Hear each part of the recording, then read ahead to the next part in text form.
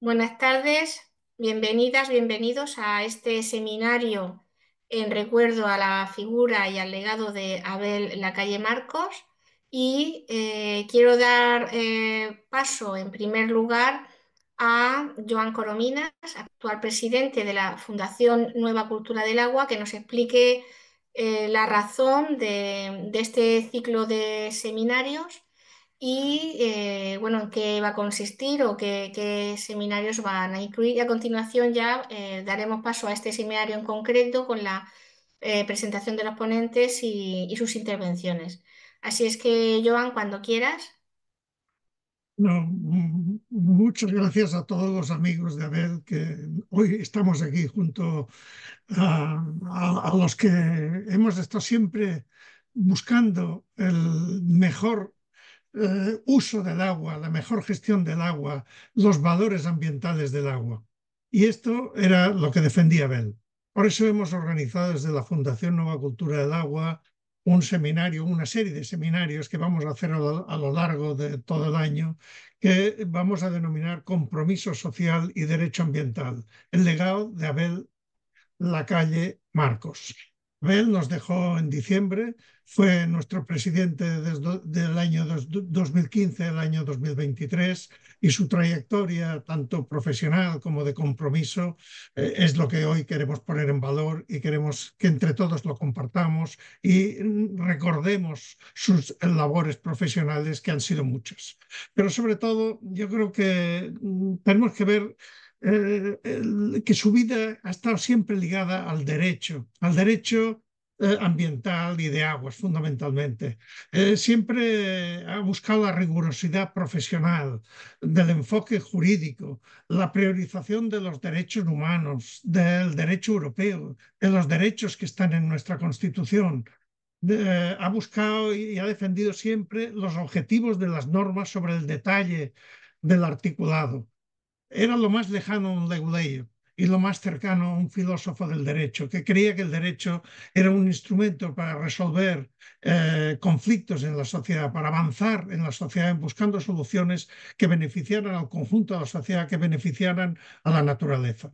Y en ese sentido, yo creo que él aplicó su conocimiento del derecho a la defensa de la naturaleza y del interés general de la sociedad.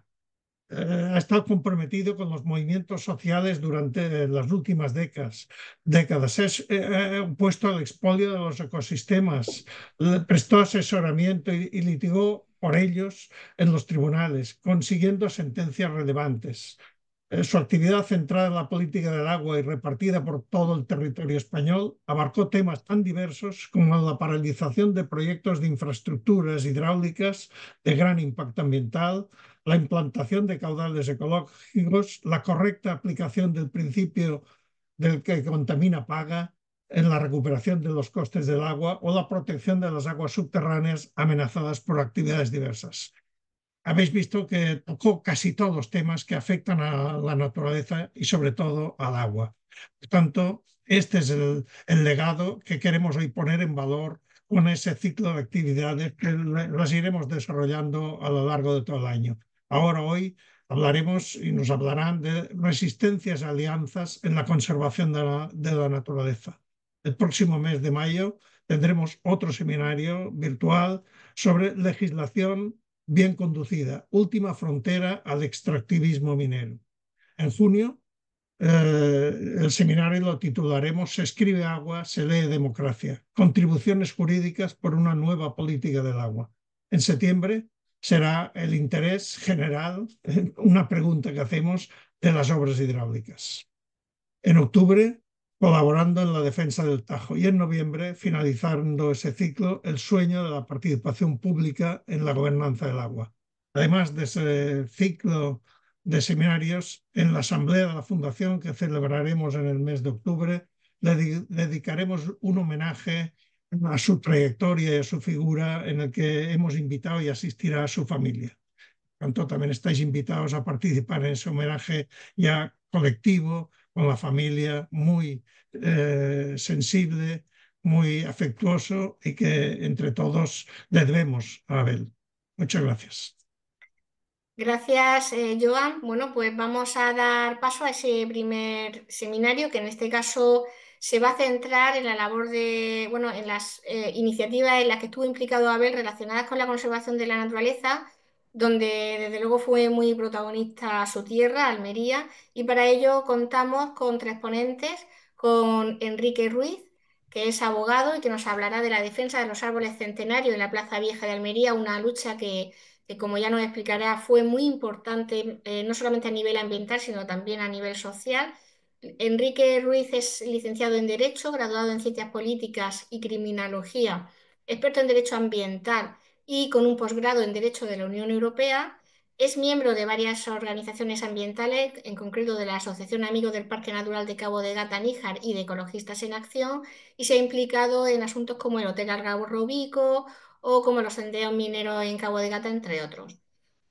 A continuación, contaremos con la intervención de Marcos Dieguez, que es licenciado en Ciencias Ambientales, miembro de Ecologistas en Acción, activista desde 2005 a causa también del Hotel del Algarrobico y que se ha implicado ampliamente en la conservación del lugar de importancia comunitaria de las Artineras y, de hecho, nos va a hablar precisamente de esta defensa de las Artineras frente a las amenazas del regadío intensivo, específicamente de los invernaderos y bueno, se ha implicado mucho en todo lo que tiene que ver con los impactos ambientales de ese modelo agroindustrial en Almería ambientalmente tan, digamos, tan agresivo, ¿no? De los invernaderos y con efectos en el río Aguas y demás. Y bueno, el tercer ponente con el que contamos es Luis Bolonio, que es graduado superior en gestión forestal y del medio natural, es consultor medioambiental, experto en biología de la conservación, especialista en aves esteparias y en el impacto de las energías renovables y que forma parte del equipo del proyecto de investigación de la Estación Experimental de Zonas Áridas Ambio Solar, que está justamente analizando el despliegue de la energía solar en el sureste y bueno, qué efectos puede estar teniendo y habitualmente ha participado también en múltiples procedimientos de evaluación de impacto ambiental de energías renovables. En primer lugar, muchísimas gracias a los tres. Y sin más, cedemos la palabra a Enrique Ruiz para que, bueno, para que nos cuentes un poco pues esa lucha, ¿no? Ciudadana en la que también estuviste tú implicado y también a ver la calle en torno a los árboles centenarios de la Plaza Vieja. Así que Luis, perdón, Enrique, cuando quieras. Estupendo. Bueno, muchas gracias a todos y a todas. En primer lugar, agradecer a Fundación Nueva Cultura del Agua esta iniciativa ciudadana de reconocer la labor a ver la calle no solo como jurista, sino como persona. Yo antes de empezar un poco con el tema que me comprometí a explicar sobre el tema de los árboles centenarios de la Plaza Vieja, voy a hablar un minuto de la figura de Abel como persona, ¿vale? Porque no tenemos que olvidar que lo importante es de Abel, más allá de que fuera un excelente jurista y fuera un excelente docente, que yo lo tuve de profesores de Derecho Internacional Público, era una persona sencilla, una persona humilde, una persona que siempre está dispuesta a tenderte la mano para ayudarte y siempre lo han dicho antes, no solo con una transversalidad del derecho ambiental, sino la defensa de los derechos humanos. Yo a verlo conocí como una persona que está comprometida con el sistema democrático, con los derechos humanos, con la justicia social, con los derechos de las personas migrantes, es decir, era un referente en muchísimos ámbitos y tal. Y yo tengo un recuerdo, los últimos años tiene una relación más con él, más profesional, siempre he echado mano de él para preguntarle cosas, porque siempre, pues, entre abogados ya sabéis que el derecho mental es muy complejo, muy cambiante, y a ver, siempre tiene una respuesta y te la ofrecía con la mayor humildad y siempre con esa capacidad de docente, es decir, que te estaba dando una clase como si fuera un alumno y eso es de agradecer porque la gente aparte de saber tiene que saber transmitir y él sabía transmitir. Y ya para empezar con la ponencia, yo tengo un recuerdo bonito de haber, porque yo cuando terminé la carrera, una compañera y yo queríamos hacer un máster en Derecho Ambiental en la UNED y entonces le pedimos, a ver, ¿nos puedes decir un poco de qué va esto? Y me dice, venga, vamos a hacer una cosa, quedamos en el paseo marítimo, damos una vuelta por el paseo marítimo a Almería, estuvimos 2 horas hablando y nos estuvo hablando de lo que significaba el derecho ambiental, en qué consistía. Y yo la recuerdo de las mejores conversaciones que puede tener con una persona experta en algo, como un sabio, como una persona mayor que yo, que me enseñaba algo. Entonces tengo ese recuerdo de esa conversación que tuve con él en el año 2004. Imaginaos si ha llovido bastante eso, más de 25 años. Entonces, bueno, aparte de toda la figura de Abel, yo me quito el sombrero como no puede ser de otra manera y agradecer a todas las personas que estéis aquí, gente que nos acompaña, como que a lo mejor no ha podido estar hoy, como Pepe Rivera, como otras personas, porque en Almería Abel tenía muchos amigos y amigas y ha dejado una huella profunda, ¿vale? Yo voy a hablar de una cosa que Abel tuvo una implicación transversal, como todo. A ver, cuando se implica en algo es para sacarlo con los dientes, defenderse como gato panza arriba contra los poderosos, porque al final Abel siempre lucha contra los poderosos, no solo no, defender derechos del medio ambiente es luchar contra los poderosos, contra multinacionales, contra empresas y contra lobbies y sobre todo contra administraciones que no hacen bien su trabajo, ¿no? En este caso, voy a decir una cosa que tiene que ver con la ciudad de Almería, ¿vale? Para que veáis que, a ver, aparte de una proyección nacional, europea y tal, tiene una implicación muy local. Abel residía en Almería, creo que era de Madrid, no sé, sé que no nació en Almería, pero casi toda su vida está en Almería, ¿no? Entonces, para que veáis el cariño que tenía con su ciudad y el compromiso que tenía con su ciudad, ¿no? Si no le importa, Julia, puedes poner en la proyección una foto esa, ¿vale? Para poner el contexto, ¿vale?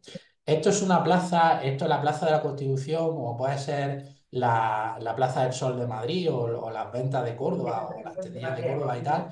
Esto es el corazón de Almería, aquí es donde está la Plaza del Ayuntamiento, es una plaza que viene desde el zoco de cuando Almería, cuando la fundó Abderramán I, fundó Almería y tal, ¿no?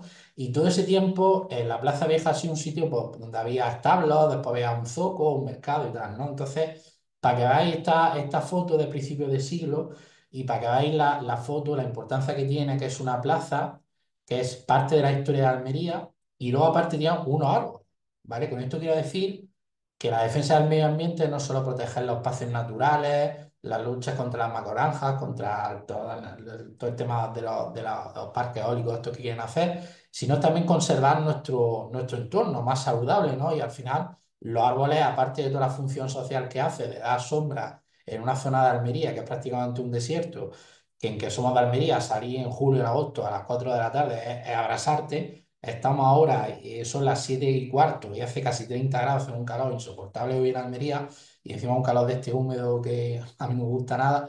Entonces, bueno, los árboles, aparte de dar una sombra, propician esa mitigación del cambio climático, porque al final lo que estamos haciendo en muchísimas ciudades es cargarnos los árboles para hacer el proyecto que quieran hacer, ¿no? Pues para que veáis esa plaza, el contexto que tiene, ¿vale? ¿Puedes pasar a la siguiente diapositiva, porfa? Esto es a principio de la democracia, pues bueno, ya veis un poco la plaza, que sigue siendo una plaza con su árbol y tal, ¿no? Pasa, porfa. Esta es la plaza actual. ¿Vale? La plaza actual, pues bueno, veis que es una plaza que tiene unos pórticos del ayuntamiento, tiene un arbolado, unas palmeras y tiene ese símbolo o ese elemento que tiene en el centro, que es un elemento en memoria de los mártires de la libertad. Los mártires de la libertad fueron liberales que lucharon contra la monarquía absoluta de Fernando VII, que hubo aquí un desembarco de unos liberales, de unos 40 valientes que se enfrentaron a las tropas reales y bueno, pues aquí en Almería desde 1812 se conmemora los mártires de la libertad, que son los colorados. Por ejemplo, en Málaga creo que también hay algo parecido y en Badajoz hay otras ciudades, ¿no? Entonces, ese monumento ha sido un monumento, es un monumento que es el ADN de la cultura, del patrimonio cultural de Almería, ¿vale? Ese monumento estuvo ahí, llegó la Falange y lo quitó, se lo llevó a otro lado, en la democracia lo recuperamos y desde que aprobó la Constitución del 78, esto estaba aquí, ¿vale? Entonces, a ver, esto lo veía pues, como parte de su ciudad, como parte de la historia y como parte del medio ambiente urbano. ¿Vale? ¿Puedes pasar, por favor? Entonces, nuestros políticos, en este caso, en el año 2015, el actual consejero de Medio Ambiente que está en la Junta de Andalucía, el señor Pacheco Monterreal, se le ocurrió que había que remodelar la Plaza Vieja, entonces había que hacer una plaza castellana, porque aquí, pues bueno, al final sombra no nos hace falta en Almería. Perdón, cuando me pase con el tiempo me lo dices, ¿vale? Porque yo estoy hablando y tampoco me quiero pasar mucho con el tiempo, ¿vale? Querían hacer esto, entonces esto suponía eliminar el arbolado, ¿vale? Entonces esto cabreó a la gente, no solo a los grupos ecologistas, sino también cabreó a la oposición y cabreó a muchísima gente, ¿no? Entonces ahí ya es cuando Abel entró en acción, ¿no? Por decirlo de alguna manera. El ayuntamiento aprobó una modificación urbanística que querían quitar todo ese anillo de arbolado que suponía eso, hacer esto, y bueno, pues eso lo hicieron un poco chapuceramente, no hicieron declaración de impacto ambiental, no hicieron una serie de trámites urbanísticos que no sé. Entonces ahí fue cuando Abel entró en acción, ¿no? Entonces ahí se pusieron dos demandas, una la pusimos Ecologista Nación, el Grupo Ecologista Mediterráneo y Amigos de la Alcazaba, esa demanda la firmé yo, y Abel firmó una demanda por el Partido Socialista, que es el partido mayoritario de la oposición, pues que se unió a las demandas, y la primera demanda, o sea, quien denunció esto ante los tribunales fue Abel, porque el Partido Socialista fue los primeros que pusieron la demanda, él la puso. Y Abel, aparte de poner la demanda, hizo una cosa muy bien, que son las medidas cautelares. Entonces presentó una medida cautelar y el Tribunal Superior de Justicia en Andalucía paralizó el proyecto. Paralizó el proyecto porque decía que lo de quitar los árboles no estaba acreditado, entonces eso obligó al ayuntamiento a parar cautelarmente esa plaza, porque no solo querían quitar esto, hacer esto, querían quitar el monumento, este, ¿puedes pasar a la siguiente diapositiva? Querían quitar este monumento, o sea, que querían quitar los árboles y este monumento llevárselo a otro sitio. Entonces no solo suponía quitar, la foto no es muy buena, pero como la coge de internet no son mías, perdona. Ese arbolado y ese monumento lo querían quitar. Entonces el tribunal paralizó eso sobre todo por el tema del arbolado, ¿vale? El monumento también ayuda, ¿vale? Esa medida cautelar, aparte de tener una repercusión en medios de comunicación, Abel fue un poco el autor intelectual de esta estrategia judicial, que al final, aunque fuimos en distintas demandas, pero bueno, al final el director fue él, el que fue un poco el que fue la avanzadilla. Él consiguió paralizar eso y luego Ecologista Nación, el procedimiento que llevaba yo, conseguimos tumbar el planeamiento urbanístico, es decir, que el Tribunal Superior de Justicia de Andalucía dijo que eso era totalmente ilegal porque no tenía declaración de impacto ambiental por una serie de cuestiones técnicas que no voy a entrar aquí porque creo que no procede. Yo me quedo más con la idea de la explicación que tuvo Abel. Entonces, gracias a esa explicación de Abel, en este caso un profesional, pero también de un punto activista, le tumbó la intención al ayuntamiento. ¿Vale? La siguiente diapositiva, por favor. Entonces, esto propició que muchísima gente hiciera acciones, ¿vale? Aquí no se ve y tal, pero ahí hay una cadena humana que se hizo, que pone, sabemos, la Plaza Vieja, se hizo una performance, es decir, que tuvo cierta repercusión ciudadana, ¿vale? No masiva, pero sí muchísima gente se organizó, hicimos esa movilización en medios de comunicación, se hizo un mercadillo de ideas, es decir, el tema ha trascendido, ¿vale? ¿Y qué hemos conseguido? Que el ayuntamiento no solo rechace ese proyecto, es decir, el ayuntamiento ya ha rechazado hacer eso, entonces ahora la Plaza Vieja está en obra y el ayuntamiento lo que está haciendo es conservar los árboles, mejorarlos, cambiar el enlosado y el monumento dejarlo. Y el monumento, como es un monumento de víctimas, de memoria de estas víctimas están en el cementerio municipal, pues el ayuntamiento al final ha tenido que verse obligado y a esas personas la van a exhumar y la van a meter ahí debajo como un monumento de memoria, ¿vale? Entonces, gracias a la labor de Abel, no solo hemos cambiado esa labor especulativa o un modelo de ciudad del Ayuntamiento de Almería en este caso, hemos conseguido salvar los árboles, conservar nuestro patrimonio, mejorarlo y encima el gobierno ha protegido la plaza entera, la ha declarado lugar de memoria democrática, con la lista de memoria democrática. Entonces, con eso quiero decir que ese granito que sembró Abel en Almería ha servido para hacer todo eso que os estoy diciendo. Del ayuntamiento, por capricho del actual consejero, quitarse de en medio esa plaza, hacer una plaza que no tenía que ver con una plaza castellana, y al final esa medida cautelar permitió que las demandas que se pusieron, como la que pusimos nosotros, nos cargáramos la Plaza Vieja, luego la demanda que puso Abel también la estimaron en su totalidad, después impugnamos la licencia de obra, eso también lo tumbamos, todo lo ganamos a los tribunales, al ayuntamiento, y no tuvo nada más repercusión que hacer caso al tribunal y cambiar la idea. Entonces, ahora, gracias a esa labor de Abel, o a esa labor, o ese pequeño granito de arena que puso, pues hemos podido salvar y conservar lo que es nuestra historia como ciudad y tener nuestro corazoncito de Almería, lo que somos de Almería, esa plaza vieja, que antes no solo es que estuviera cutre, que estaba, pues dejar que ahora dentro de una semana se va a inaugurar la plaza y va a ser una plaza estupenda, para hacer conciertos, para pasear con nuestra familia y sobre todo conservar nuestros árboles. Lo único que han quitado han sido las dos palmeras esas que hay que son muy largas, pero lo han quitado porque estaban enfermas, no porque era del ayuntamiento. Pero el arbolado que hay al lado, todos esos ficus, todo eso, que son ficus que tienen más de 60 años, se han conservado en la totalidad, el monumento se ha mejorado y tal. Entonces, con esto quiere decir, estas pequeñas batallas a nivel local son el ejemplo de lo que era Abel como persona, como profesional y sobre todo como docente. Muchas gracias. Muchas gracias, Quique. Pues sí, es un buen ejemplo, ¿no? De que no hay batalla pequeña y de que no hay eso, pues de que todo, cualquier espacio, incluidos los que son urbanos, ¿no? Los que son más cercanos, pues merece la pena pues implicarse y luchar por ello.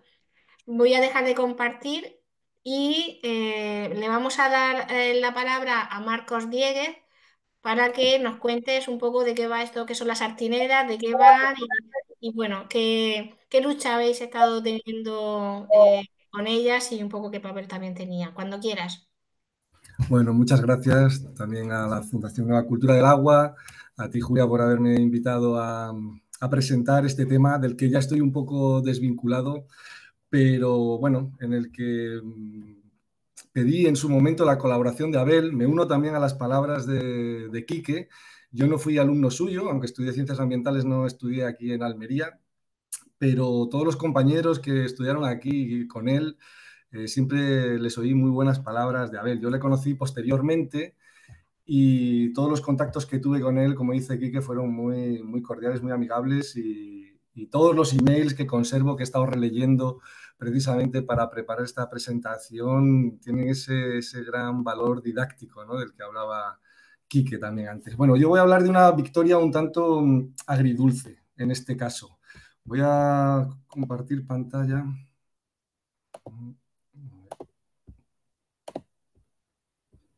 Me estáis viendo ya, ¿no?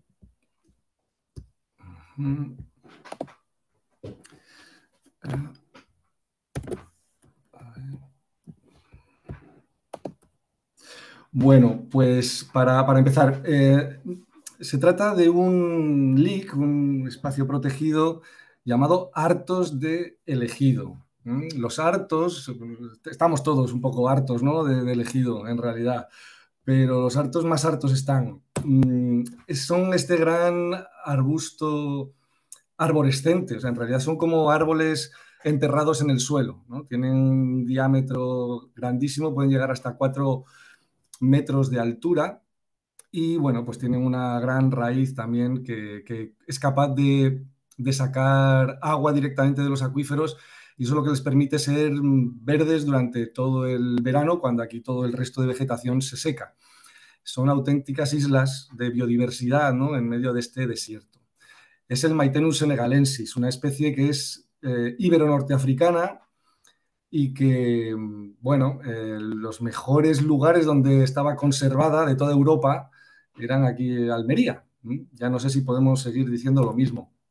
Está catalogada como vulnerable por parte de Andalucía y, bueno, forma parte del hábitat prioritario matorrales arborescentes con Cicifus, otro matorral también arborescente muy parecido, llamado por la gente de aquí azufaifo o harto blanco, ¿no? Se mezclan. En la zona en la que estamos hablando y está ubicado este LIC, el mayoritario era el Maitenus senegalensis, aunque también se podían encontrar algunos azufaifos.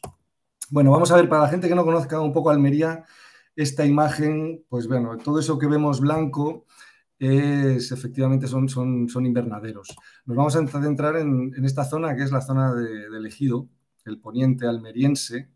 Como veis, es una, bueno, según dicen desde la Estación Espacial Internacional, la única estructura humana que se ve desde ahí, desde el espacio.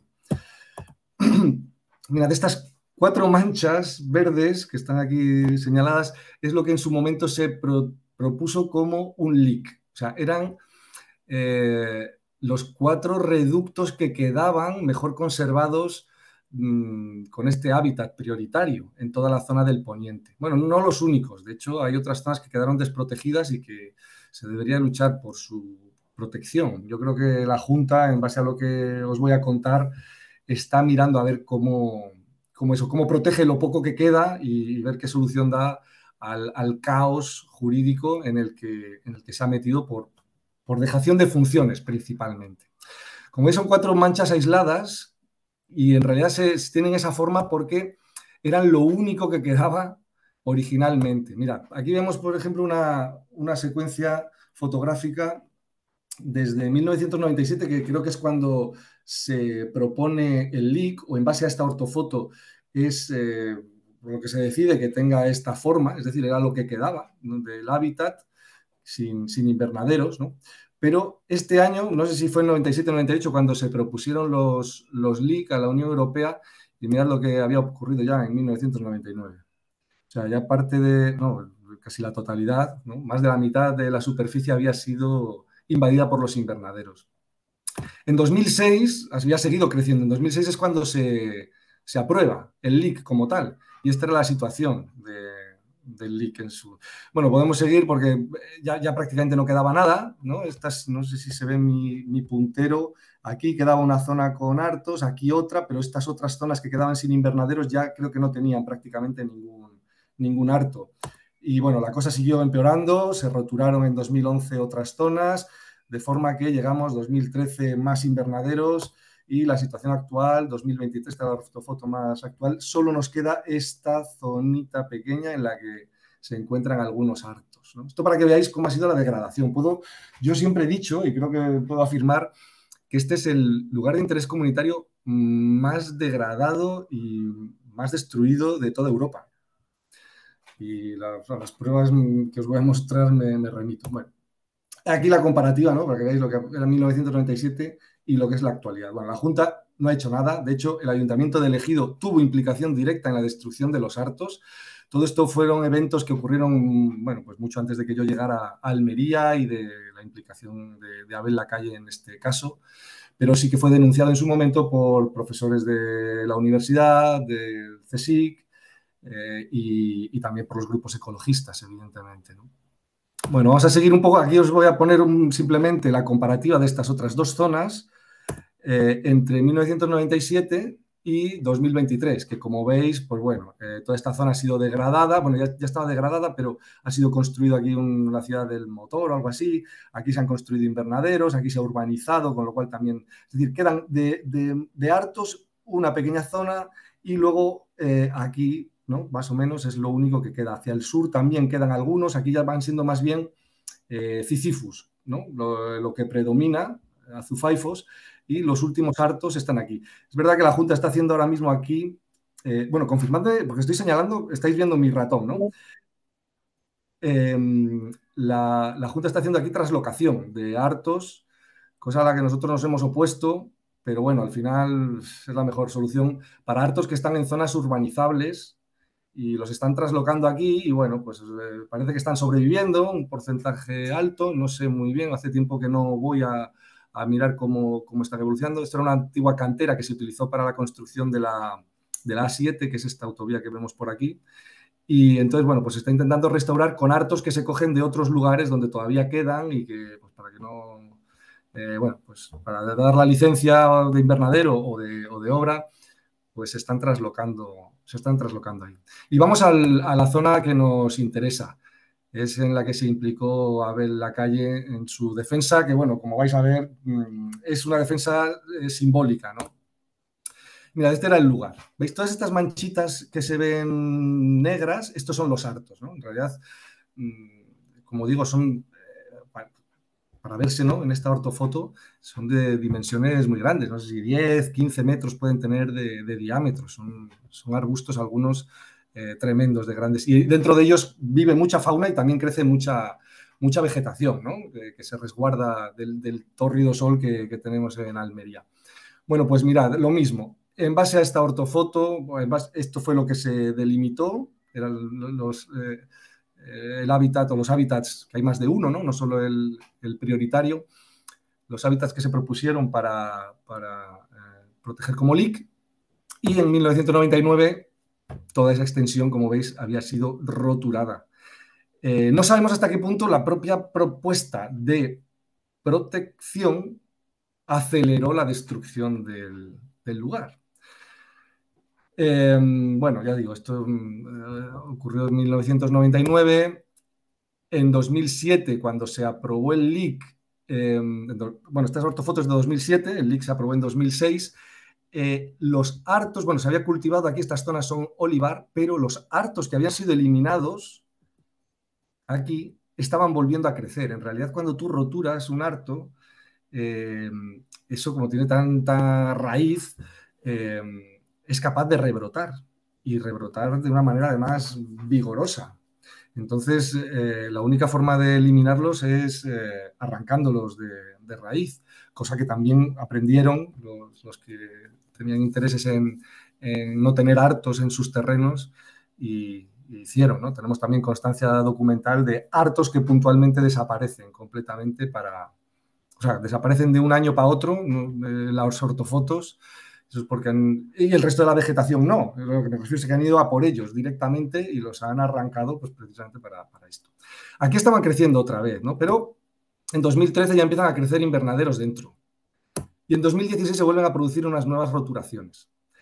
Tengo que decir que en 2008 los propietarios de estos terrenos, familiares de un juez ya retirado de la audiencia provincial, alegaron contra, bueno, alegarían en 2006 cuando se aprobó el LIC y en 2008 obtuvieron una sentencia favorable, una sentencia que nadie en el mundo ecologista se explica cómo la Junta pudo perder, una sentencia en la que decían que esos terrenos eran agrícolas y que allí la Junta no había sido capaz de constatar ni demostrar en el juicio que allí hubiera hartos, cosa que no había más que ir al terreno para verlos. O sea, no entiendo. Ya digo que yo en aquella época no estaba tampoco tan metido y este tema concretamente no lo conocía.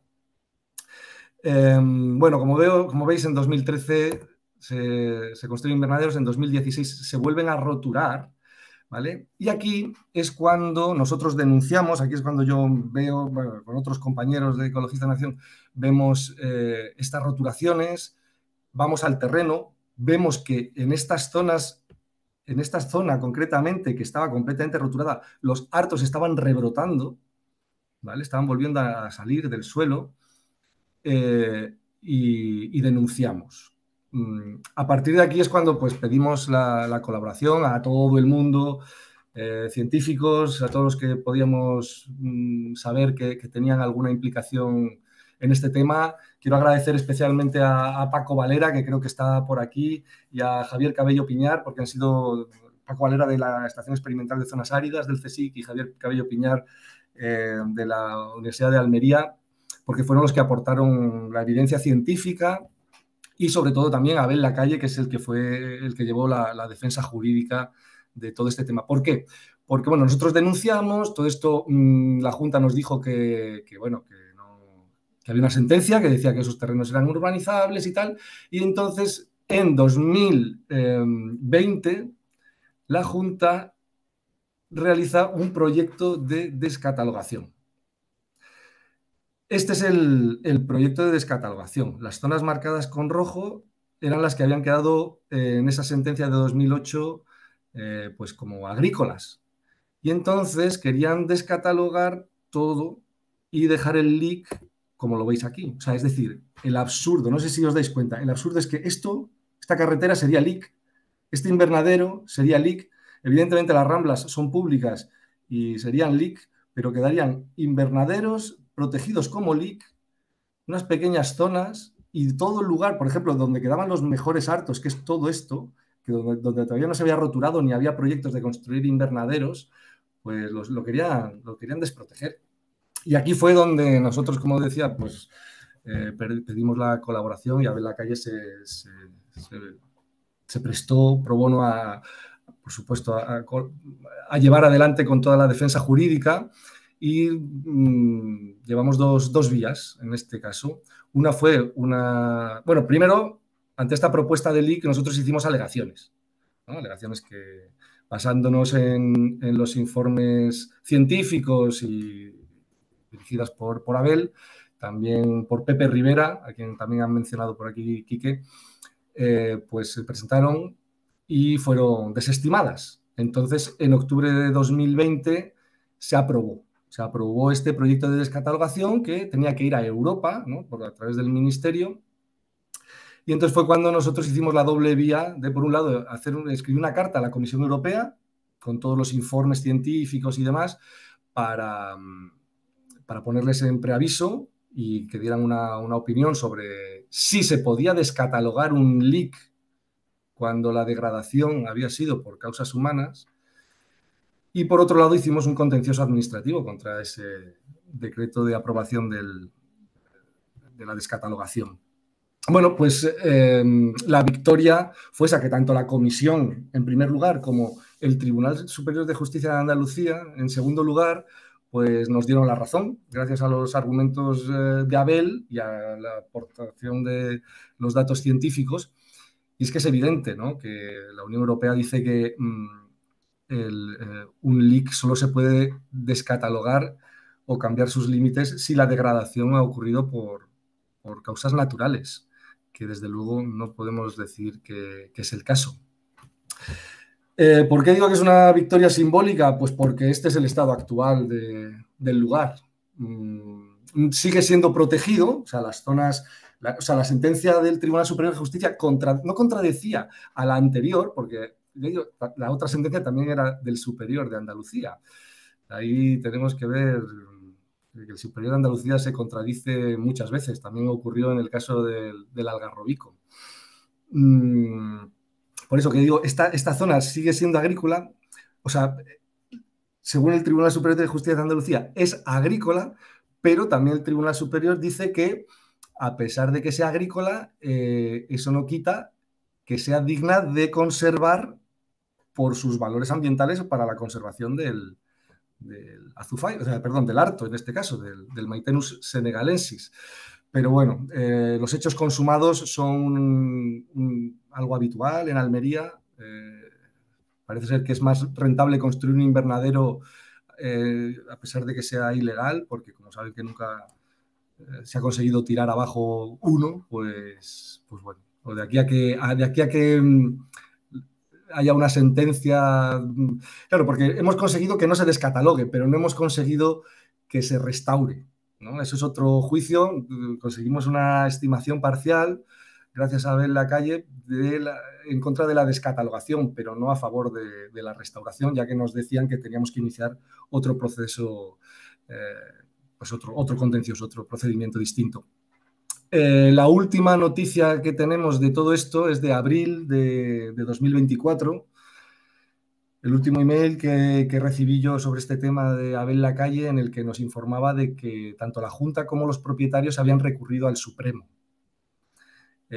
Bueno, está la cosa todavía, la sentencia, por lo tanto, no es firme, pero bueno, confiamos en que el derecho comunitario, como es lógico, prevalezca por encima de estos derechos, de estos intereses agrícolas, de estos intereses económicos de unas familias, que en este caso los que han construido los invernaderos ya no son la familia original, porque la familia original, después de conseguir esa sentencia, pues vendió los terrenos, y aquí ya hay grandes empresas que han construido sus invernaderos, alguna de semillas, es decir, incluso extranjeras que producen semillas para el resto de invernaderos.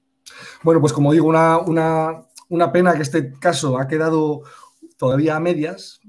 Vamos a tener que seguir de otra manera, pero vamos, desde luego puedo decir que sin la labor de Abel, todo esto ya no sería lugar de interés comunitario y estaría desprotegido, llegando a ese absurdo, ¿no?, a tener un lugar de interés comunitario que sea una carretera y unos cuantos invernaderos aislados. Por mi parte, nada más. Muchas gracias por la atención. Gracias, Marcos. La verdad es que es un ejemplo bueno que yo creo que después en la fase del debate abierto lo podemos retomar, ¿no? En cuanto a la luz y la sombra y la conservación de la naturaleza. Vamos a pasar ahora a escuchar a Luis Bolonio que nos cuente, pues, bueno, en qué batalla han estado o están en relación con los impactos del despliegue de las energías renovables y en concreto de un proyecto de instalación de una gran planta fotovoltaica en Taberna y que suponía una amenaza directa a la ganga Ortega. Así es que, Luis, cuando quieras, tuya es la palabra. Muchas gracias, Julia. Buenas tardes a todas y a todos. En primer lugar, obviamente, agradeceros la iniciativa, que como muy bien has definido tú, Julia, antes, cuando estábamos entre bambalinas hablando en privado, es una necesidad colectiva, creo que has dicho, y me parece muy acertado, de todos y los que nos hemos cruzado, ¿no? Que hemos tenido la fortuna de cruzarnos con Abel, de compartir con él, de colaborar de la manera que sea. Era necesario y no me quiero extender mucho en hablar de Abel porque no me quiero emocionar todavía y porque nunca encuentro palabras suficientes para definir lo que supone para mí Abel, tanto a nivel personal como profesional. Eh, yo tampoco he sido alumno, como dice Marcos, de él de manera formal, porque con Abel siempre estabas aprendiendo, no solo de derecho ambiental, sino de manera continua. Entonces, de Abel solo quiero pues, un agradecimiento enorme por, por todo. Y voy directamente a la presentación, ¿vale? Eh, bueno, como un poco la excusa del seminario es ese caso concreto, que es una planta fotovoltaica en Campo de Tabernas que afectaba, como bien has dicho, Julia, a una especie de ave amenazada, que es la ganga ortega, pero realmente está en un contexto mucho más amplio, ¿no? De una actuación mucho más amplia y mucho más coral que voy a intentar explicar en detalle. Eh, este caso en concreto es la planta fotovoltaica de Azar, que se situaba, se pretendía situar en Campo de Tabernas y que es la primera sentencia favorable de un caso de una planta fotovoltaica que afectaba a la biodiversidad. Y Abel Lacalle actuó como asesor y como letrado de Ecologistas en Acción en Almería en este caso. Esta planta fotovoltaica es una de las muchas que se han proyectado y construido o pretendido construir en el campo de Tabernas. Ahí veis un mapa con todas las iniciativas que ha habido en algún momento en el campo de Tabernas, tanto de plantas fotovoltaicas como de parques eólicos. Luego os explico un poquito más en detalle. Y en concreto esta se sitúa o se situaba o se pretendía situar dentro del área de distribución de esta especie amenazada, ¿no? Que es la ganga ortega, que es una de las especies con peor tendencia poblacional de toda Europa y catalogada como vulnerable, aunque los expertos consideran que debe estar catalogada como en peligro de extinción. La historia un poco de esta planta y de por qué se llega a ese juicio, que ganamos gracias a Abel, o que se gana gracias a Abel, es en principio ese proyecto se plantea, dentro, como digo, dentro del área de distribución de la ganga ortega, con un estudio de avifauna muy deficiente, un estudio de avifauna del estudio de impacto ambiental muy deficiente, como por otra parte es lamentablemente habitual en este tipo de estudios, que para que os hagáis una idea solo tenía 2 visitas de campo en un mismo mes y aún así detectaban a la especie, que es una especie, para quien no la conozcáis, muy elusiva, muy difícil de detectar. O sea, si tú vas 2 veces y detectas ganga ortega, muy probablemente es una zona muy importante, pero a pesar de ellos, el estudio de impacto ambiental llegaba a la conclusión de que no hay ninguna población estable en la zona ni en el entorno próximo.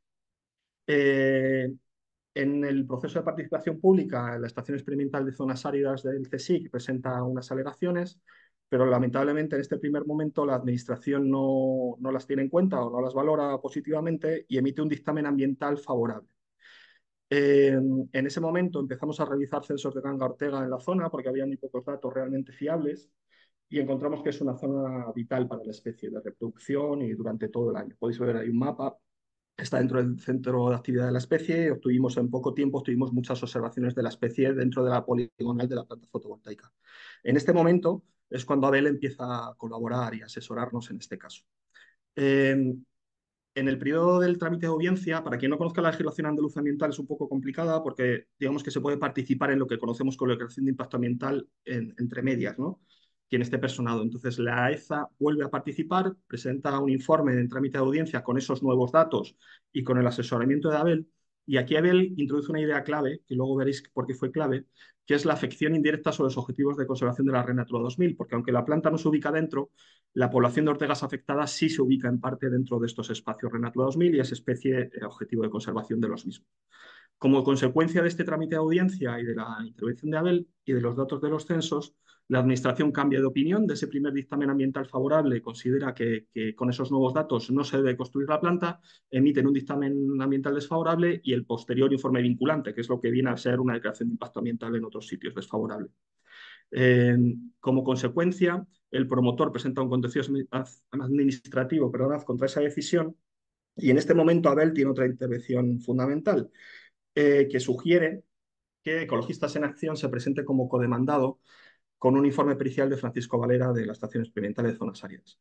Y es fundamental esta visión de Abel en este momento porque el día del juicio nos encontramos con la sorpresa de que el abogado de la Junta de Andalucía, que debía defender la decisión que había tomado de no autorizar esta planta, no se presenta al juicio. Por lo tanto, está solo Abel como letrado para ejercer esa labor de defensa del bien. No sabemos qué habría pasado, ¿no? Sin haber estado ahí, sin haber estado Abel y Ecologistas en Acción y Francisco Valera en el juicio. Como consecuencia, tenemos la primera sentencia, como os decía, denegatoria de una planta fotovoltaica por su impacto sobre las aves esteparias, lo cual pues, se empieza a crear jurisprudencia. Ya no es solo importante por ese caso en concreto, que lo es y mucho, y las gangas ortegas siguen viviendo allí, y se puede mantener esa población, sino que de haberse perdido el juicio habría sido un precedente muy negativo, ¿no? Y la sentencia recalca y utilizaba los argumentos esgrimidos por Abel en el juicio y en la demanda, ¿no? Especialmente los efectos adversos, como os decía, e indirectos sobre la red Natura 2000, a pesar de no encontrarse dentro del espacio. Esto es muy importante porque no hay sentencias de este tipo, de efectos indirectos, de instalaciones de este tipo que se sitúan fuera. Y es muy común que existan proyectos que, aún situándose dentro, sí afectan a poblaciones de aves que son de la red Natura 2000. La sentencia también demuestra que la importancia que tiene aplicar la jerarquía de mitigación. Este es un caso paradigmático porque había zonas degradadas cercanas donde se podía haber instalado la planta y si se hubiese hecho un buen estudio de impacto ambiental se podría haber instalado sin problemas. Y bueno, la necesidad de realizar buenos estudios de avifauna de calidad, objetivos e independientes por parte de los promotores y de los consultores.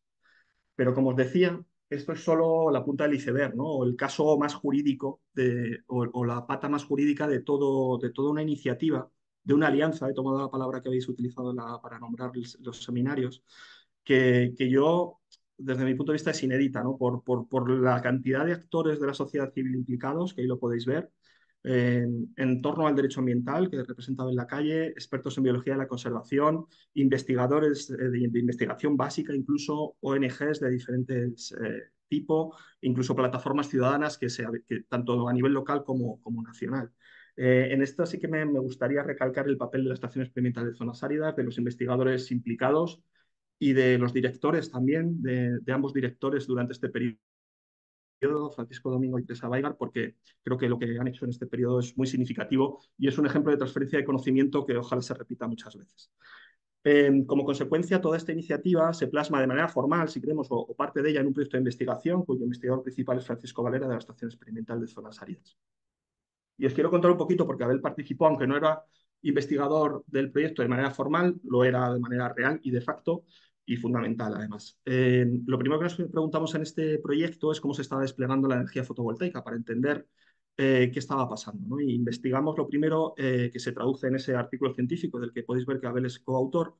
Estudiamos el solapamiento que tenían las plantas fotovoltaicas sobre áreas de importancia para la biodiversidad, qué tipo de suelo estaban eligiendo los promotores, la efectividad del procedimiento de impacto ambiental, que como veis no es mucha, ¿no? Por el caso anterior que os he comentado, el efecto de la participación pública que tenía en este procedimiento y si existían alternativas para hacerlo mejor, con menor impacto en la biodiversidad. Lo primero que encontramos es que el primer error que se ha cometido es la ubicación de las subestaciones de conexión a la red de alta tensión. Ahí os lo señalo en rojo en esta fotografía del campo de Tabernas. Esa subestación se construyó en 2010, a pesar de que había mucha información de que había ya especies amenazadas, en concreto la ganga ortega y la carraca en esa zona. Los proyectos se han ido construyendo alrededor, como es previsible, ya que está ahí la subestación, y ese ha sido uno de los principales problemas.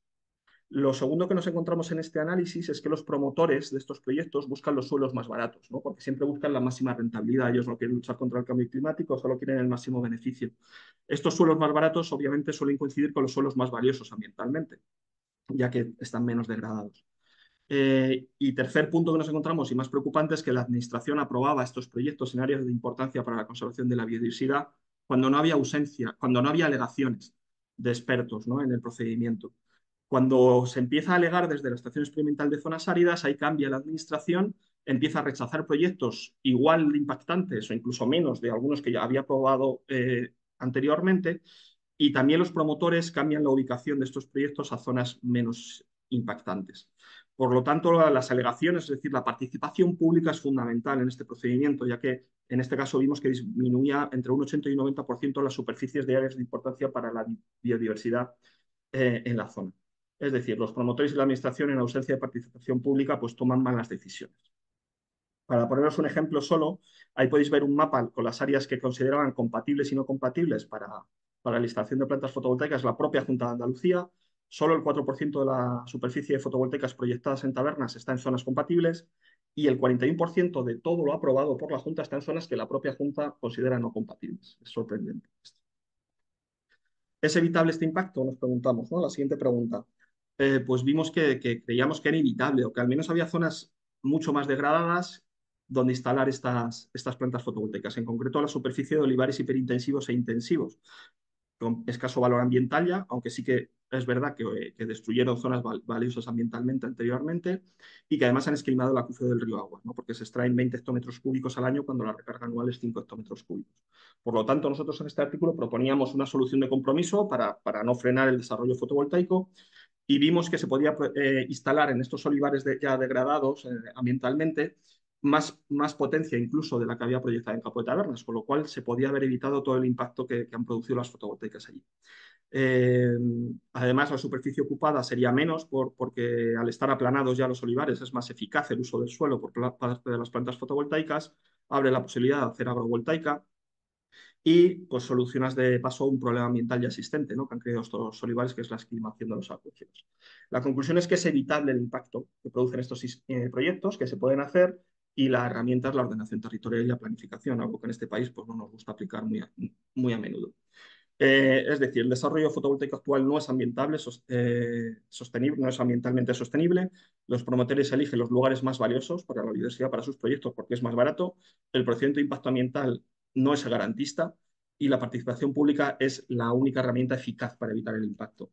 En este contexto tan preocupante nos encontramos con un cambio, no sé cómo llamarlo, de paradigma, ¿no?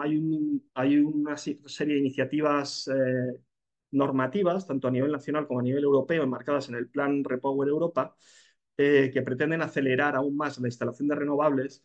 Lo voy a resumir eliminando tanto la evaluación de impacto ambiental como la participación pública en determinadas zonas que llaman go-to areas. Esto, según explicaba muy bien Abel, es un retroceso ambiental sin precedentes, una regresión ambiental como no ha ocurrido nunca y que además ponía en jaque tres directivas que son la base de la conservación de la naturaleza en Europa: la directiva Aves, Hábitat y la del Marco del Agua, ya que se las podían saltar para construir renovables, o la pueden saltar porque esto está en vigor. Ahí lo podéis ver un poco ese resumen, ¿no? Sobre lo que supone que hizo Abel en la página de la Fundación Nueva Cultura del Agua. Hay un informe completo que podéis descargar de Abel que hizo analizando esta regresión ambiental sin precedentes. Como consecuencia, Abel propuso, y así se hizo, esta iniciativa, hacer una campaña que él llamó Biodiversidad sin excusas, para pedir que no se aprobasen estas normativas de aceleración de renovables con la regresión ambiental que suponía. Bueno, fue apoyada, como podéis ver, de manera mayoritaria por los científicos. Más de 460 científicos firmaron esta carta, y por los colectivos ciudadanos, ¿no? Con más de 270 colectivos ciudadanos apoyando. Lamentablemente, la directiva está en vigor ahora mismo, la directiva de renovables modificada. Para intentar demostrar que lo que nosotros decíamos en esa carta realmente era ese peligro que nosotros veíamos era así, analizamos en nuestro caso de estudio de Campo de Tabernas cómo podían afectar estas normativas de aceleración a la especie, digamos, objetivo que teníamos, que es la ganga ortega. Eh, para ello estudiamos el solapamiento del área de distribución de la especie con las non-go-to areas, es decir, las zonas que quedaban fuera de esa aceleración de renovables y, por lo tanto, fuera de la exención de evaluación de impacto ambiental y participación pública. También veíamos la calidad de información que tenía la administración sobre el área de distribución de esta especie para ver si realmente podía diseñar esas go-to áreas de manera adecuada. Y también evaluamos la efectividad del procedimiento de impacto ambiental, como habíamos hecho en el caso anterior, pero en este caso sobre la ganga ortega. Y el efecto de la participación pública y, por supuesto, también si existían alternativas de hacerlo mejor, como en el caso anterior. Lo primero que nos encontramos es que las non-go-to areas, es decir, esas zonas que no van a sufrir esta aceleración de renovables y esta regresión ambiental, cubren muy poco porcentaje del área de distribución de la especie. La mayor parte del área de distribución se queda fuera, por lo tanto está en peligro. Es decir, la mayor parte del área de distribución de esta especie, de la ganga ortega, se pueden aprobar proyectos de renovables sin evaluación de impacto ambiental y sin participación pública. Lo siguiente que vimos es que la administración conoce muy poco del área de distribución real, ¿no? Comparando sus datos con los datos de nuestros censos, solo conoce el 41% del área de distribución de la especie, con lo cual no puede diseñar bien áreas de conservación para la especie y áreas donde acelerar o no la instalación de energías renovables. En definitiva, no tiene información fiable y actualizada, por lo tanto, es imposible que esto se haga de manera adecuada. Las herramientas no son válidas, ¿no? Las herramientas para evitar este daño con estas normativas de aceleración. ¿Cómo ha sido el despliegue respecto a la ganga Ortega de plantas fotovoltaicas? Pues en ese mapa lo podéis ver. Ahí veis todos los proyectos que en algún momento se han proyectado en la comarca y en amarillo está el área de distribución de la especie. Como veis, prácticamente los promotores pretendían ocupar el área de distribución de la especie, a pesar de esos estudios de impacto ambiental. Una vez más, la Administración, en ausencia de delegaciones, aprueba los proyectos, que son los negros, y solo desestima aquellos que reciben alegaciones por parte de la Estación Experimental de Zonas Áridas. Con lo cual, una vez más, la participación pública que estas normativas eliminan es fundamental para que este desarrollo no tenga impacto en esta especie.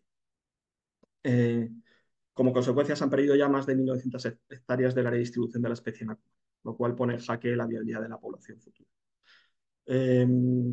En conclusión, no tenemos herramientas válidas para hacer esa aceleración. Las que proponen las propias normativas para evitarle el daño a la biodiversidad no es válido, porque la cobertura de las non-gautuarias no es suficiente, la información para diseñarlas no es fiable, incluso el actual procedimiento de impacto ambiental no es garantista, con lo cual el acelerado lo será aún menos, y la participación pública es clave, es la única herramienta que funciona para evitar el daño, con lo cual si la eliminamos, los efectos serán desastrosos, ¿no? Nos preguntamos si la ganga Ortega y Campo de Tabernas, que es el siguiente trabajo que todavía está por publicar, realmente habían tenido mala suerte, ¿no? O era algo más generalizado. Vimos que la cobertura de los espacios protegidos sobre las especies de aves esteparias en Andalucía en general es muy pobre. Ahí ves los porcentajes de cada especie que hemos analizado, con lo cual no es un caso aislado. Es algo que ocurre. Nos preguntamos si Campo de Tabernas tenía mala suerte, es decir, la falta de información y que el procedimiento de impacto ambiental no funcione solo pasa en tabernas. Nos preguntamos si pasaba lo mismo en las dos siguientes, alrededor de las dos siguientes subestaciones de conexión de la misma línea de alta tensión, ¿no? En los llanos del Cenete, del Marquesado del Cenete y en el Temple, en Granada. Y encontramos situaciones muy similares. No me quiero extender mucho más, pero la información que tenía la Administración sobre el área de distribución del sisón y la ganga Ortega, que son las dos especies que analizamos allí, es muy pobre. La mayor parte de la distribución no la conoce. Y está probando y ha aprobado proyectos tanto de parques eólicos como de termosolares, como de plantas fotovoltaicas dentro de la distribución de estas especies, incluso dentro de la zona que ellos consideran el ámbito de aplicación del plan de recuperación de estas especies, lo cual, pues como en el caso anterior, es sorprendente, que no haga caso ni siquiera a sus propias zonificaciones. Esto es el Temple, lo anterior al Marquesado del Cenete. La situación es muy similar, incluso peor, a a la del campo de tabernas. La conclusión de este último trabajo es en lo que Abel ya acertó en llamar que se está dando una jerarquización en la consecución de objetivos ambientales, ¿no? Se está poniendo por delante el desarrollo renovable, supuestamente para conseguir la lucha contra el cambio climático, por delante de la conservación de la biodiversidad. Como hemos visto anteriormente, en nuestro caso de estudio no es necesario, se puede compatibilizar perfectamente, solo hace falta ordenación y planificación. Y también, eso sería más largo de explicar, el desarrollo de renovables a gran escala no es suficiente, no es la mejor herramienta para luchar de manera eficaz contra el cambio climático, sino que necesitamos aplicar la reducción del consumo de energía y la eficiencia energética. Por lo tanto, estamos ante una regresión ambiental sin precedentes, utilizando como excusa nuestras emergencias, en este caso el cambio climático, y lamentablemente en los últimos meses estamos viendo que esta regresión ambiental va más y estamos en un contexto muy, muy complicado, ¿no? Eh, Como decía Abel, no son tiempos para la lírica, pero yo creo que para honrar su legado y para agradecerle toda su labor, creo que lo que estamos, no sé si obligados, pero sí que tenemos que intentar es pues a resistir y aliarse más y mejor, aprovechando el título de este seminario, e intentar aprender todo lo que nos enseñó Abel, ¿no? Para conseguir la conservación de la naturaleza y de nuestro bienestar, ¿no? En definitiva. Así que nada, no me alargo más y simplemente pues extenderme solo en un nuevo agradecimiento a Abel por toda su trayectoria y por ser como era. Muchas gracias, Luis. Yo creo que ese agradecimiento pues, es también lo que nos ha motivado bueno, a poner en marcha este ciclo de seminarios, del cual este es el primero y que habrá 5 más a lo largo del año, ¿no? Vamos a abrir ahora pues, un turno de diálogo, ¿no? Abierto por parte de todos. La idea es que os iré dando la palabra. Entonces, por favor, utilizad la herramienta mano de Zoom para ir pidiendo la palabra. Puede ser para formular una pregunta a alguno de los ponentes, pero puede ser también para hacer una intervención que no tiene por qué ser una pregunta. Eso sí, intervenciones breves para permitir que puedan haber muchas más personas que puedan intervenir y nada, lo dicho, de ir levantando la mano con Zoom y yo os voy dando la palabra. Y mientras se anima la gente, yo sí quería haceros a los tres bueno, preguntaros un poco, porque yo creo que hemos visto pues, la importancia de integrar, digamos, esas tres patas, ¿no? O esas tres vías, las evidencias científicas, ¿no? La responsabilidad de las entidades científicas y de los propios investigadores. Yo creo también que hay una responsabilidad en la investigación pública de devolver a la sociedad, pues, digamos, esos fondos públicos, ¿no? que van a la investigación. También unido a la defensa jurídica y finalmente a la movilización social, ¿no? Sin esa movilización social muchas veces pues, la toma de decisiones no llega a buen puerto. Y es verdad que bueno, con sus luces y con sus sombras hemos estado viendo ciertos éxitos, aunque sean parciales, en todos los ejemplos o en todos los casos que hemos estado hablando hasta ahora, ¿no? Y en ese sentido, es verdad que con sus complicaciones, ¿no? Es muy difícil, por ejemplo, parar la dinámica de los regadíos intensivos, donde hay políticas de hechos consumados, lo que has planteado de las energías renovables, pero es verdad que ahora mismo hay como un momento complicado porque estamos viendo regresión de las prioridades de las políticas ambientales a nivel europeo y eso al final puede ser también que termine contagiando al caso de España. Y quería saber un poco cómo veis si sigue mereciendo la pena el optar por por hacer alegaciones, por meterse en tribunales, por activar la movilización social, aunque haya razones para el pedir sí mismo, como veis, digamos, el seguir de alguna manera, pues eso, ¿no? Si sigue mereciendo la pena luchar por digamos, en esas batallas de conservación de la naturaleza, porque, bueno, como en las que habéis comentado y las que a ver se implicó mucho, pues de vez en cuando se consiguen éxito, aunque sean parciales. Bueno, yo si quieres te contesto yo, soy Luis. Ah, o Marco, dale, dale, si quieres, Marco. No, no, bien, adelante, después de ti. No, yo, bueno, la respuesta es sí, yo creo que he terminado mi presentación precisamente intentando hacer un alegato a ello. Yo creo que los ejemplos que aquí han traído los compañeros y el que he tenido yo el honor de presentar precisamente son de éxito, ¿no? Obviamente los éxitos no siempre son totales, porque la realidad es la que es, pero son de éxito. Y cuando salían sobre todo buenas voluntades y buen hacer, que es lo que representaba Abel, pues, de una manera sintética, se consiguen muchísimas cosas. Yo cuando la gente me pregunta, digo, se consigue muchísimo más de lo que nos pensamos cuando te pones, muchísimo más. Yo creo que nos intentan convencer de que el enemigo es muy grande, de que todo es muy difícil y, y yo creo que se consigue mucho. Sí, es verdad que estamos en un momento muy preocupante a nivel internacional, a nivel nacional, y precisamente es el momento en el de estar más firmes que nunca ante esa amenaza, ¿no? Y ante ese riesgo, porque al final es la amenaza del bien común y de algo que nos sustenta a todos y que tiene un valor en sí mismo, que es la naturaleza, independientemente de que nos sustente o no a los seres humanos. Pues sí, merece la pena y es necesario y se consiguen muchas victorias.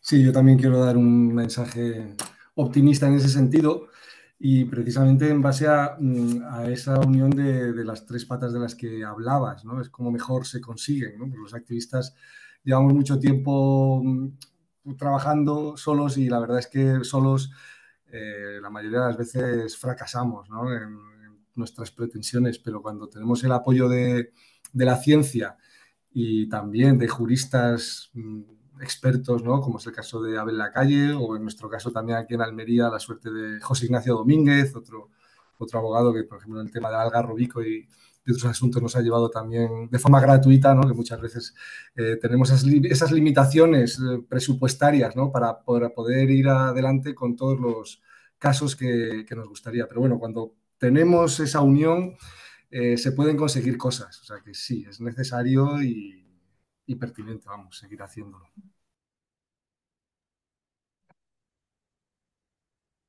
¿Alguien quiere hacer alguna intervención? Bueno, pues yo lo que quería también aportar era que a mí lo que me parece especialmente valioso, ¿no? Es el que exista esa alianza, ¿no? Por eso hemos titulado el seminario esa alianza entre distintas fuerzas que yo creo que cuando confluyen es cuando realmente muchas veces se marca la diferencia o marcamos la diferencia, ¿no? Cuando puede haber defensa, activando pues, todos los mecanismos de nuestro Estado de Derecho, pero a la vez sustentado con evidencias científicas, con investigadores que se impliquen, que aporten informes y que en torno a todo ello además pues, se consiga activar a la sociedad civil y pueda haber una buena respuesta ciudadana, ¿no? Narcis tenía la palabra, Narcis, cuando quieras.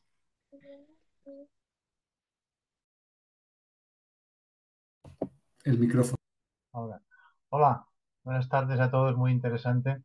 Bueno, yo quería aprovechar para un poco también unirme al homenaje de Abel y también un pequeño homenaje a otra persona que fue muy importante, por ejemplo, en el caso de Cataluña, que fue Antonio Esteban, que en su momento ayudó muchísimo en el cambio del ciclo del agua en Cataluña y realmente allí, en un proyecto de la Fundación, precisamente gracias a esta colaboración entre científicos, diferentes abogados, etcétera, entre todos, se llegó también a una buena implementación de un modelo diferente de nueva cultura del agua que, a pesar de todos los problemas, persiste en gran parte. Allí se hizo una cosa que quizá es lo que falta en muchos otros lugares y es implicar a los propios gestores, ¿no? A las personas que están en la administración y que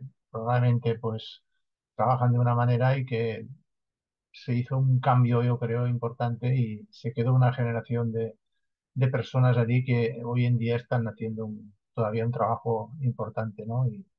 Y claro, la clave fue los colectivos ciudadanos que apretaron mucho, ¿no? De manera que, bueno, yo creo que es un buen ejemplo y os animo a que sigáis y bueno, pues a colaborar entre todos, ¿no? Los científicos precisamente en estos proyectos nos encontramos muy a gusto porque hacemos de científicos, ¿no? A veces a los científicos se nos pide que hagamos de abogados, que y entonces esto a veces carga mucho a las personas, ¿no? En cambio, de esta manera eh, yo por lo menos me he encontrado muy a gusto en muchos lugares. Felicidades por el ciclo. Gracias, Narcis. Leandro. Ahí está. Sí, muchas gracias. Creo que todos hemos quedado bastante emocionados, ¿no?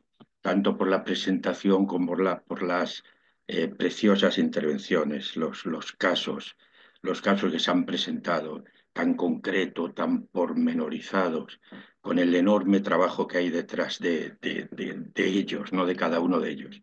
El esfuerzo. Yo no sé de dónde sacaba el tiempo Abel para responder a todo. O dormía poco, debía dormir poco, como comía poco también y se acostaba temprano. ¿Eh? Eh, mm, Se ha hecho hincapié, ¿no? En el aspecto del trabajo científico, la unión ciencia, sabiduría y capacidad jurídica. ¿Eh? Pero ha emergido también la componente fundamento, base social del impulso. ¿Eh? En el caso de los hartales, claro, hemos visto las siglas ecologistas en acción, y en el caso de la plaza vieja, iba a decir plaza nueva, pero creo que es la plaza vieja, esa componente, claro, ahí hay un derecho urbanístico, paisajístico, otro fundamento jurídico, ¿no? De la defensa de ese espacio, ¿no? Y además el espacio urbano, ¿no? Yo comentaba frecuentemente esto con Abel. ¿Eh? Eh, es tal el esfuerzo, ¿no? Científico y jurídico, que no hay tiempo para todo, ¿no? Pero coincidíamos en que, claro, la, el eje fundamental era construir un cambio de percepción, de posicionamiento, de valoración social que permitiera consolidar esas victorias, porque siempre ha habido, e incluso en algunas, ¿no? Como el Artal, pues más frustrantes, siempre hay avances, ¿no? Hay frutos, ¿no?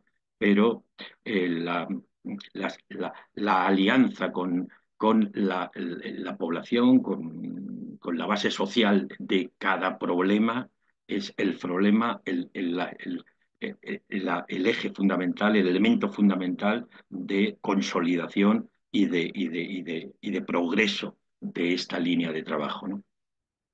En fin, era una conversación permanente en torno a este y otros temas con Abel. Muchas gracias. Gracias. Otro de los aspectos clave yo creo que es la comunicación. Una de las preocupaciones que yo tengo, una de las cosas que a mí me dan miedo es que no sé hasta qué punto, pues ahora mismo las siguientes generaciones están más resignadas o realmente les está llegando la información no solamente de las cosas que estamos perdiendo y de lo que se está haciendo mal, sino de las cosas que podemos pelear, de las cosas que podemos batallar y de lo mucho que podemos ganar si defendemos pues cada territorio, cada río, cada bosque o el hábitat de cada especie, ¿no? Entonces, ahí yo creo que hay que hacer un mayor esfuerzo por parte bueno, del conjunto de la sociedad, también de las entidades científicas, por intentar comunicar, ¿no? Buen conocimiento, por intentar salir al paso de la desinformación y porque al final es verdad que se defiende lo que se conoce y se ama lo que se conoce, ¿no? Y yo creo que ahí tenemos una batalla enorme que por momentos a mí me asusta, que es la batalla de la comunicación. Le doy la palabra a Nuria, que acaba de levantar la mano. Sí, se me ocurría. Bueno, primero, gracias a los tres ponentes porque la verdad es que habéis hecho dos cosas se me ocurrían, ¿no? Conociendo bastante a Abel a lo largo de muchos años, estos eran temas que ni siquiera conocía que había llevado, ¿no? Que estaba llevando, ¿no? Lo cual te muestra un poco la enorme diversidad, como abarcaba todo, ¿no? Es que abarcaba realmente todo. El segundo tema que se me ha ocurrido escuchándoos, ¿no? Es el hecho que algo que a él le preocupa y que es tan importante, ¿no? De intentar sentar precedente, jurisprudencia para otros casos que pudieran ser aplicables, ¿no? Y en eso yo creo que vosotros, algunos de vosotros lo habéis mencionado como algo importante, ¿no? Como un precedente que puede ser utilizado por otros. El tema de las ideas jurídicas novedosas, ¿no? No lo voy a repetir bien porque no soy jurista, pero lo que uno de vosotros, creo que ha sido tú, Marcos, que decías que se le ocurrió la idea de que era un daño indirecto, ¿no? Que no estaba, no me acuerdo cuál de estos, que no estaba en zona protegida, pero que podía generar un daño indirecto, ¿no? Y Luis, como esa idea creativa, ¿no? De cómo buscar proteger, ¿no? Buscar aquellos los resquicios de la ley, ¿no? Utilizar como él lo veía, ¿no? Entender la ley como algo como un amigo con el que puedes trabajar, ¿no? Que puede ser creativo, que te puede ayudar a pensar, ¿no? Que era casi un artista de la ley, por decirlo de alguna manera, de las leyes. Pero el mensaje fundamental que a mí me queda con esto, ¿no? Y ya por curiosidad, ¿cuántos abogados hay en el grupo de hoy? O sea, no sé, levantar la mano quienes seáis abogados, si es que hay alguno. O puedo decir yo, no sé, no os puedo ver a todos, ¿no? Pero, mira, veo uno, Yo puedo contar, Enrique, sí, yo puedo contar el número de manos levantadas. vale. O sea, pero al fin y al cabo, muy pocos. Julia, ¿No? fantástico, pero muy, muy pocos. Y entonces a mí, o sea, la pérdida de Abel es una pérdida personal para muchísimos de nosotros, ¿no? Eh, pero es un vacío brutal en la defensa del medio ambiente. Es decir, no existe, y sé que tanto por Abel, María Soledad, otros que se dedican, María Ángeles López Lax, otros que se dedican a la defensa del medio ambiente desde perspectiva jurídica, terminan trabajando muy solos, ¿no?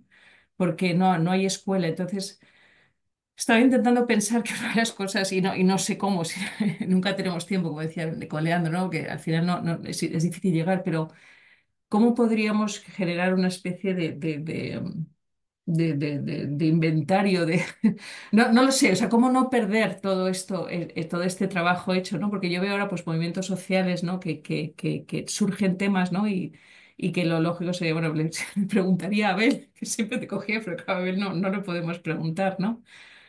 Y qué hacer ahora, ¿no? ¿Cómo rellenar ese vacío? ¿Cómo crear esa escuela? Esa escuela. No lo sé, la verdad es que te quedas un poco una sensación un poco de desamparo, ¿no? Pero quiero ser proactiva, ¿no? Y pensar qué podemos hacer ahí. Pues eso, hay dos o tres abogados, pero no hay más, ¿no? Todos los demás somos lo que seamos cada uno de nosotros, ¿no? pero esa perspectiva jurídica es clave, porque otro de vosotros decía, ¿no? Que solo, me pareció muy bonito, ¿no? Solo el mapa final, ¿no? Solo donde hay un movimiento social de la mano de un buen abogado o un movimiento social que hace alegaciones se han protegido esos espacios, ¿no? ¿Cómo podemos rellenar ese vacío? Aparte del personal y el profesional para mantener la defensa. Y eso, la verdad, yo creo que nos compete a todos los que hemos colaborado con él, aquellos que Abel nos ayudó a pensarlo. No tengo idea, simplemente lo pongo ahí porque... Yo sí, si me permitís como abogado, lógicamente, no me gusta decir que soy experto, yo simplemente he llevado temas ambientales, me gusta. Eh, mi rama es más la social, laboral, pero bueno, he tocado muchas cosas de derecho ambiental y tal. Y es realmente complicado porque es un derecho que tiene que estar en todos los días, porque hay tanta modificación legislativa europea, local, autonómica, nacional, es muy complicado. ¿Qué es lo que pasa con los abogados? Pues que al final los compañeros y compañeras pues, se dedican al otro bando, sea abogados de energética, sea abogados de consultoras que se dedican a tramitar estos expedientes, abogados de grandes empresas. Y al final la organización ecologista nos encontramos pues, que hay pocos recursos, no solo abogados, también tenemos un problema de peritos, biólogos expertos, gente, pues que bueno, aquí hemos tenido la suerte que hay muchos biólogos hay gente de CSIC que ha dado la cara por la lucha ecologista, pero hay muchísima gente que no puede darla por puestos de trabajo, por conflictos de intereses. Entonces al final se trata un poco de construir esa alternativa que hemos dicho, esa alianza, ¿no? Entre científicos, personal técnico y movimientos sociales. Entonces, al final, yo creo que también habrá que saber transmitir a la gente conceptos jurídicos. Abel tenía una cosa muy, muy importante, que aparte de ser experto, era un comunicador increíble. Yo creo que si Abel hubiera cogido las redes sociales y se hubiera creado un canal YouTube, podría haber sido un buen comunicador en derecho ambiental. Posiblemente no lo haría por falta de tiempo o porque ya le pillaba, es otra generación totalmente diferente, ¿no? Pero tenemos que saber transmitir esos conocimientos a las personas de base para hacer unas alegaciones, para hacer un recurso, porque al final la información es defensa, ¿no? Y al final, ante este contexto de desinformación, como estaba diciendo Julia de los medios de comunicación, la labor comunicativa tiene que ser un trasvase de aprendizaje, como decía Luis, de entre la comunidad científica, los movimientos sociales, pues es muy importante que esos conceptos jurídicos los sepamos hacer, haciendo cuadernillos, explicando a la gente cómo se hacen alegaciones.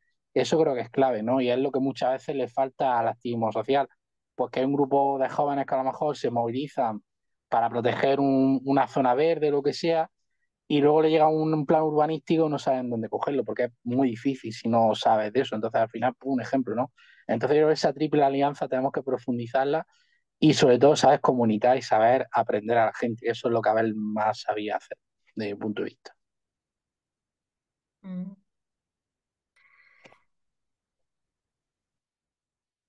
Sí, yo estoy de acuerdo. Yo creo que ahí tenemos un reto que no sabe, para mí es una de las claves de lo que ha planteado Nuria, que yo extendería no solamente al ámbito jurídico, sino al ámbito que tú estás planteando, Quique, al ámbito del conocimiento, o sea, del conocimiento en general, ¿no? O sea, Julia, hay dos preguntas pedidas, dos manos. Sí, voy ahora mismo. Sí, no sé, primero va, a ver. No, o sea, el reto también de transmitir esa pasión por el conocimiento puesta al servicio del cambio social, que no sé cómo transmitir, ¿no? Esa pasión de decir, bueno, del buen conocimiento y además ponerlo al servicio del cambio social, pero es clave que haya esa implicación desde los ámbitos del conocimiento, del ámbito científico, académico y jurídico y el de la movilización social. Le doy la palabra a Luis y a continuación hay otra persona que no veo ahora mismo porque ha bajado la mano, pero Luis, adelante. Gracias, Julia. No, simplemente coger el guante de lo que ha dicho Nuria, ¿no? Y creo que Paco también lo ha puesto en comentario. Yo creo que si Abel tenía algún anhelo, es conseguir transmitir ¿no? esa información, ese conocimiento y esa forma de hacer. Entonces, yo tampoco sé cómo hacerlo, pero si quizás sea un propósito, ¿no? O como conclusión de este seminario, es ver cómo entre todas y todos somos capaces, con nuestras capacidades, de intentar continuar esa labor. Porque yo creo que Abel tenía ese anhelo, ¿no? De pasar su legado realmente en lo práctico, ¿no? En lo práctico que es irrepetible, que es insustituible, pero bueno, cogerle un poco el guante a Nuria. Y yo sí que quiero recalcar una cosa que he dicho en mi presentación y que es la parte científica, que lo he repetido varios ahora.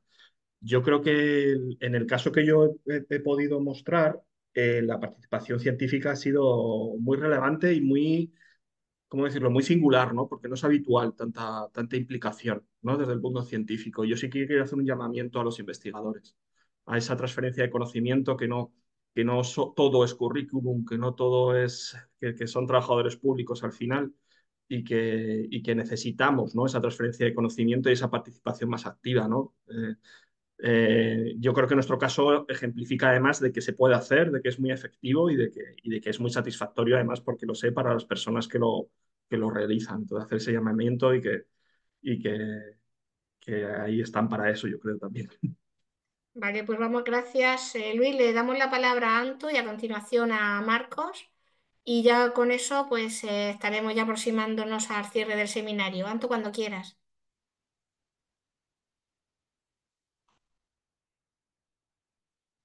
¿Anto? Tienes el micrófono apagado. Digo que buenas tardes, que soy la mujer de Abel, para los que no me conocéis, y que si la voz no se me quiebra, quisiera agradecer en primer lugar, pues especialmente a la Nueva Cultura del Agua y a todos los que estáis participando en este seminario, que hayáis organizado este homenaje, ¿no? Que si bien merecido se lo tenía Abel, es algo inusual, ¿no? La verdad es que escuchando las tres intervenciones me he emocionado bastante porque algo que le caracterizaba a él era implicarse hasta el fondo en todo, ¿no? Y en casa, pues, mm, nos transmitía también eso, ¿no? Entonces, los árboles de la Plaza Vieja han estado presentes. Los hartos, no quiero decir, hasta el punto que sus cenizas yacen en un harto. Y bueno, y aquel final de la carta de Julia y Francés en El País cuando falleció, pues era muy emotiva, ¿no? Que decía el agua del río Ibérico, entre las intrincadas ramas de un azufaifo, perdurará la memoria de él, ¿no? Y bueno, comentaros que se implicaba hasta tal punto que a mí me hizo acompañarlo a hacer fotos de hartos por el ejido, metiéndose en fincas privadas. Yo lo llevaba a un lado y tenía que recogerlo en el otro. Y yo le decía, pero a ver, que es una finca privada, da igual, da igual. Necesitaba la foto del harto para mandarlo al periodista que iba a sacar un artículo sobre el harto. Cuando se implicó con Luis con los pájaros, pues tuvimos que ver pájaros en varias ocasiones y ya era un tema recurrente aquí en casa, continuamente eran los pájaros. Luis Bolonio y Teresa consiguieron contagiarle esa pasión por los pájaros. Y bueno, comentaros que una de sus grandes tristezas antes de dejarnos era que dejaba que su conocimiento quedaba un poco en el aire, ¿no? Había intentado en algún momento contactar con alguien para ver si, pero en fin, nada, aquello fue imposible. Entonces, deciros que por supuesto que eso él también lo sentía, ¿no? Bueno, antes de retirarme, quisiera también daros las gracias por vuestra compañía el día que falleció Abel. Nada más veros, sin conoceros a la mayoría, sentimos que el cariño que le teníais a Abel y que nos estabais trasladando a nosotros. Y deciros también que estos últimos meses, revisando su archivo fotográfico, he descubierto lo que significaba la nueva cultura del agua para él. Realmente en su mirada, en las fotos que os hacía, mm, es que era y su segunda familia. Es que de alguna manera era mucho lo que le había aportado. Y os doy las gracias por todo lo que le habéis dado. Y en fin, un abrazo para todos. Muchas gracias, Anto. Eh, No sé si Marcos tenía la mano levantada, si quieres decir una última cosa y ya vamos a ir cerrando. No, lo dejamos así, como cierre, está bien. Vale, pues yo creo que Anto ha hecho el cierre perfecto del seminario. Muchísimas gracias por tus palabras, es un agradecimiento compartido también con vosotros. Y nada, que esto va a continuar. Este es el primero de la serie. En mayo nos vemos para el siguiente seminario que oportunamente pues, divulgaremos. Y nada más, nos seguimos viendo en esta aventura y que, bueno, yo creo que lo que le tenemos que demostrar a Abel es que no se tiene que haber ido con pena porque ese conocimiento va a perdurar, no solamente sus recuerdos, sino el conocimiento, e intentaremos que surjan iniciativas en las cuales, digamos, esa manera de entender, como ha dicho Nuria, yo creo que lo ha definido muy bien, el derecho como arcilla que modelar, ¿no? Como material del artista. Él era también muy artista y entender de esa manera creativa el derecho, como yo creo que hay que entenderlo todo, también la ciencia tiene que ser creativa, o por lo menos así lo entiendo yo, pues eso tiene que perdurar y ya conseguiremos, ya haremos porque surjan iniciativas donde se perciba eso, ¿no? Se perciba el derecho como arcilla que modelar. Y sin más, pues muchísimas gracias a todas y a todos y nos vemos en la siguiente. Un abrazo.